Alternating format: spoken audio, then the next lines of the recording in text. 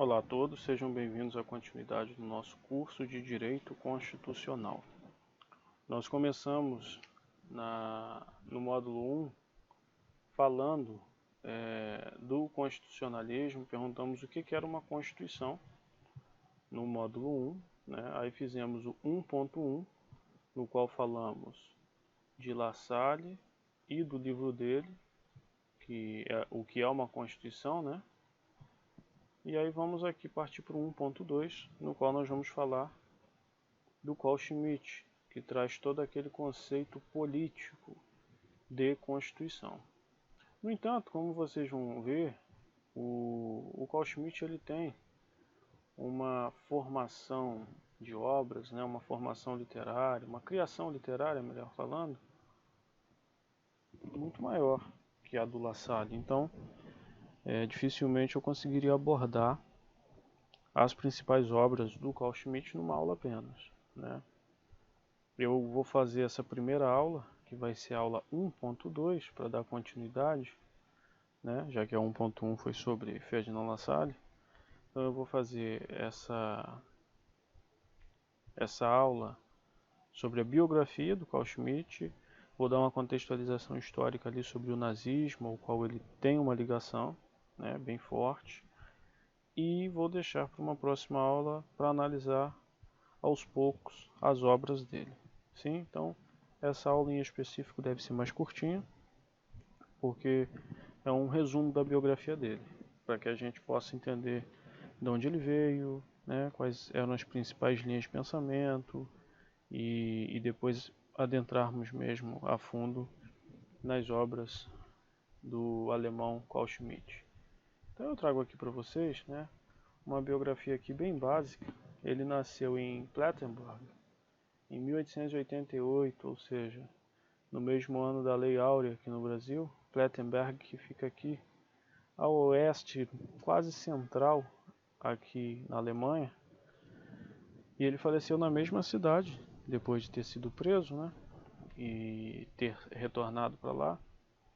Ele faleceu aos 96 anos de idade em 1985. Ele pertencia a uma família de classe média católica, né? Ele era considerado pelos colegas uma pessoa obscura. Em 1915, ele integrou o exército bávaro, virou professor de direito. Em 1933, ele virou professor na Universidade de Berlim, onde ele passou a integrar o Partido Nazista. É até interessante, eu não sei se eu trouxe aqui na biografia, o Carl Schmitt ele virou doutor em direito muito novo ainda. Ele apoiou o Partido Nazista na queima de livros de autores judeus, apresentou teorias que funcionavam como fundamento ideológico para a ditadura nazista, né? Publicou em 1934 O Líder Protege a Lei, um documento livro em que ele justificou os assassinatos que foram perpetrados por Adolf Hitler, no que ficou conhecido como a Noite das Facas Longas. Ele exigiu que a lei alemã fosse purificada do que ele chamava de espírito judaico. Então, uma ideia bem antissemita. Ele, após o final da Segunda Guerra Mundial, ele foi mantido preso por 2 anos. Foi interrogado para que se chegasse a resposta basicamente de 3 indagações. Os interrogadores eles queriam saber se eram deles os fundamentos teóricos para a política expansionista de Hitler, se o Schmitt teria influenciado a capacidade de Hitler em decisões e qual era a relação de Schmitt com a questão judaica. Os pontos que favoreciam o Schmitt, né, em afastamento da política nazista radical, eram 2 principais. Ele era casado com uma mulher de descendência sérvia, que não integrava especificamente o ideal racial nazista. E entre 34 e 36, ele chegou a ser atacado pelos próprios teoristas, né, os teóricos nazistas e pela própria SS, considerando que as teorias dele eram contrárias a essa política de ideologia racial do governo nazista. Aí detido, ele escreve as memórias no livro Ex Captivitatis Salus, e após a prisão ele volta à cidade natal, em Plettenberg, ele perde os direitos políticos, né? Eles são cassados, e ele fica proibido de ser professor. É importante a gente entender, vai ser uma breve contextualização mesmo, histórica, do nazismo, porque eu pretendo abordar a Constituição de Weimar, de 1919, e eu vou dar um panorama histórico mais completo. Não só sobre o nazismo, mas sobre toda a Alemanha nesse período, né, ali da primeira metade do século XX. Mas é importante que a gente entenda como o nazismo ascendeu ao poder, para que a gente entenda onde o Carl Schmitt ele acabou entrando, né? Então, o Partido Nazista, primeiro, ele vem da abreviatura Nazi, né? Que Partido Nacional Socialista dos Trabalhadores Alemães. É uma abreviação nazi que acaba sendo cunhada como nazismo. Ele é um partido fundado logo após o final da Primeira Guerra Mundial. Ele é fundado em 1918. O Adolf Hitler ele integra o partido um ano depois da fundação. Após a assinatura do Tratado de Versalhes, que é um tratado que dá uma supressão de direitos da Alemanha, cria várias políticas bem rigorosas, porque havia um interesse da comunidade internacional em assegurar que a Alemanha, já que saía derrotada da Primeira Guerra Mundial, que ela tomasse certas atitudes. Então, após a assinatura desse tratado, a Alemanha, na época a República de Weimar, estava se reestruturando bem lentamente. O partido nazista ele tinha menos de 4% de representação dentro do parlamento, né? O Hitler começa a articular dentro do partido, e essas articulações elas culminam no Putsch de Munique. Putsch, em alemão, significa golpe, né? É conhecido como Putsch de Munique ou Putsch da cervejaria, porque foi um encontro liderado por Adolf Hitler, no qual eles decidiram um golpe dentro de uma cervejaria onde, salvo engano, Hitler dá até um tiro para o alto.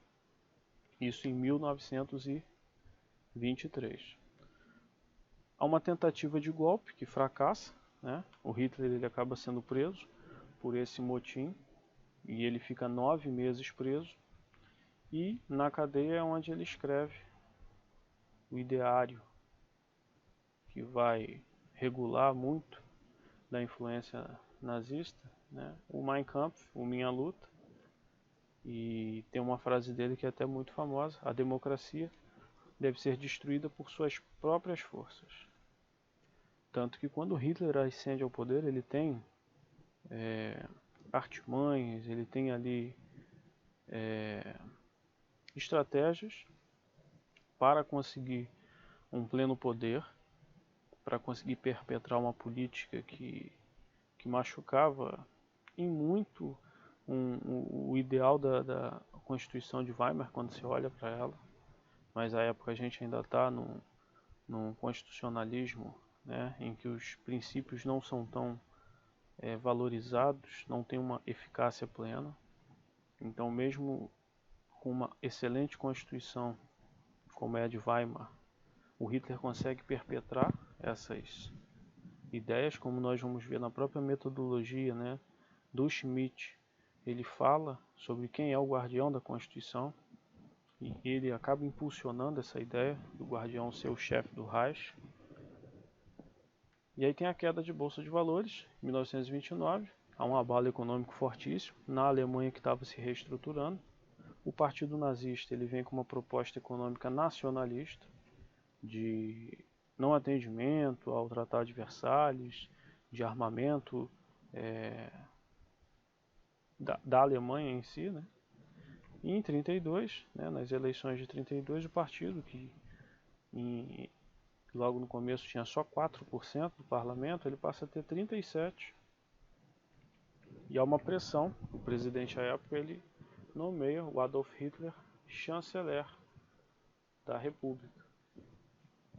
E esse é o primeiro passo para a expansão do Adolf Hitler e também da ideologia nazista.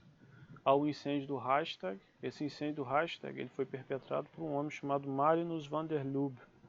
Esse homem ele tinha uma certa ligação com o Partido Comunista Alemão, conhecido pela sigla KPD, né, Kommunistisches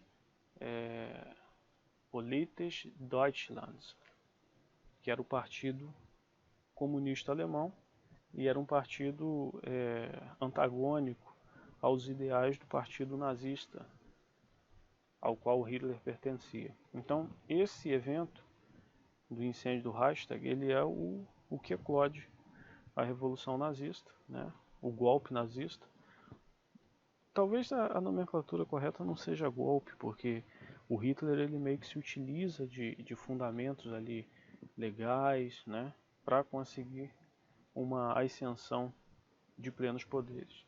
Ele força a assinatura pelo presidente do decreto de emergência. Esse decreto ele suprime direitos civis, e aí em 1933 é aprovada a famigerada lei que dava ao chanceler, né, o poder de legislar sem o parlamento.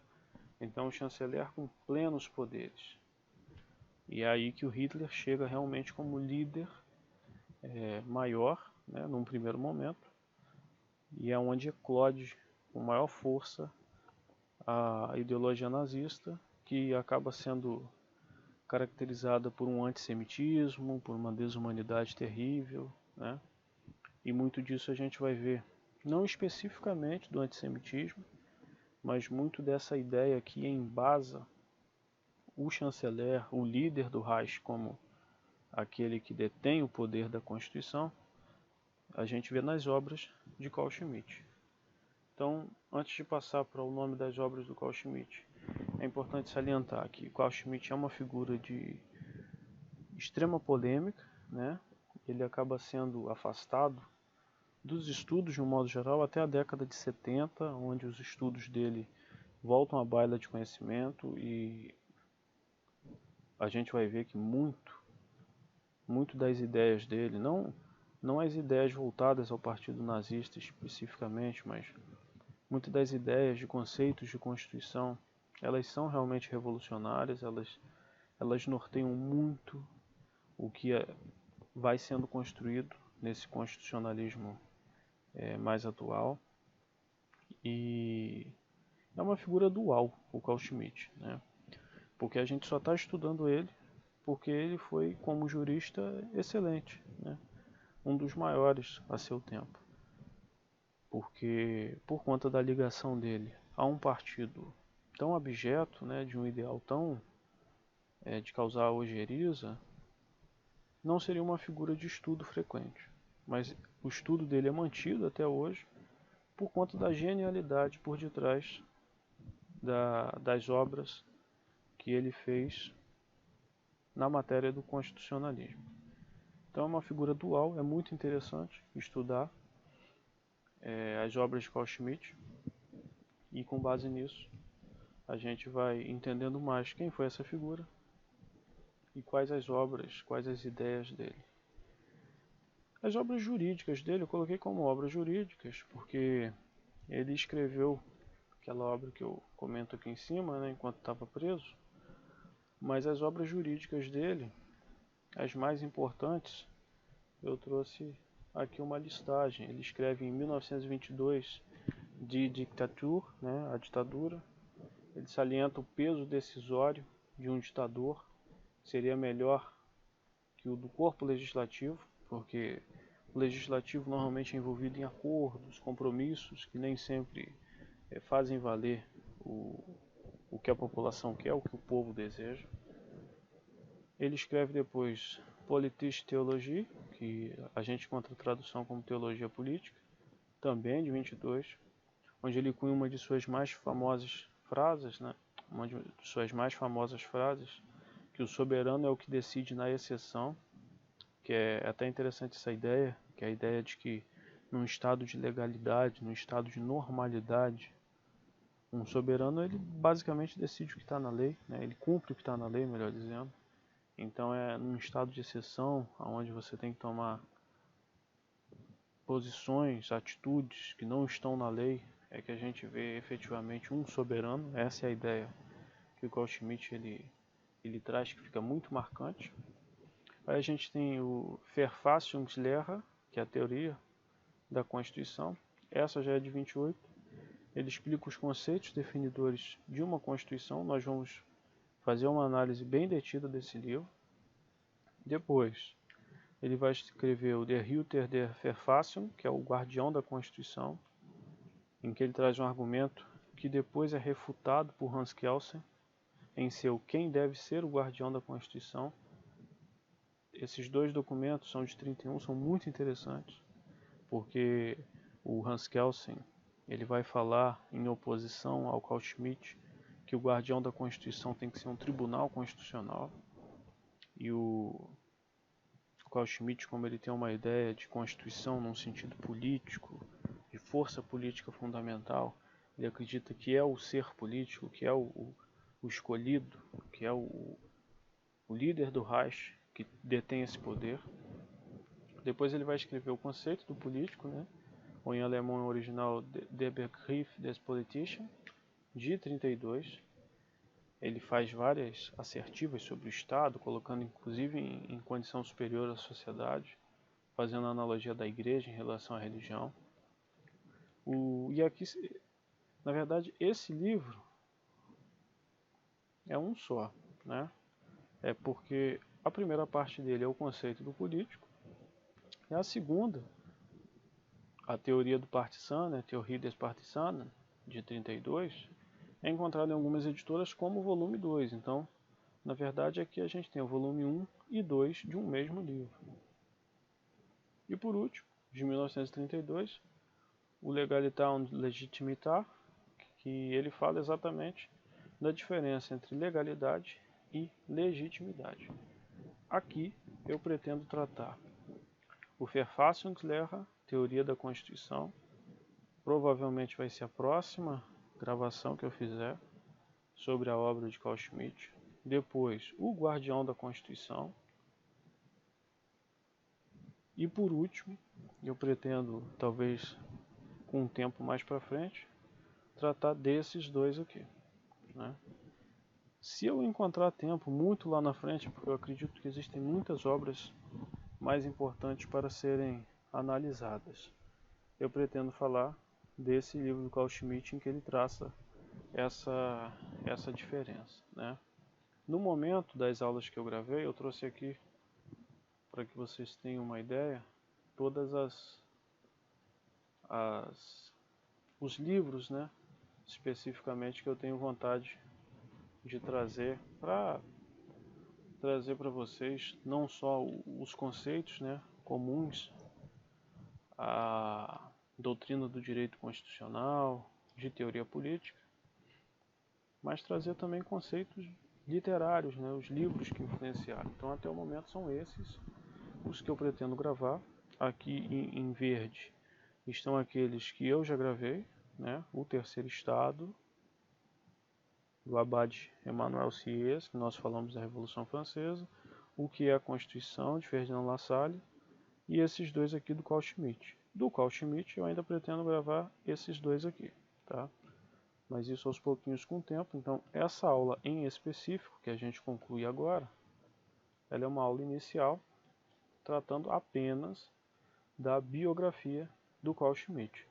Eu pretendo trazer nas próximas aulas desse módulo, aí vão ser as aulas 1.3, 1.4, 1.5, os livros dele, as obras mais famosas, e a gente vai abordando, não de uma forma muito detida, mas para conhecer as especificidades do pensamento do alemão e conhecer os conceitos também. É lógico, fazendo sempre essa ressalva.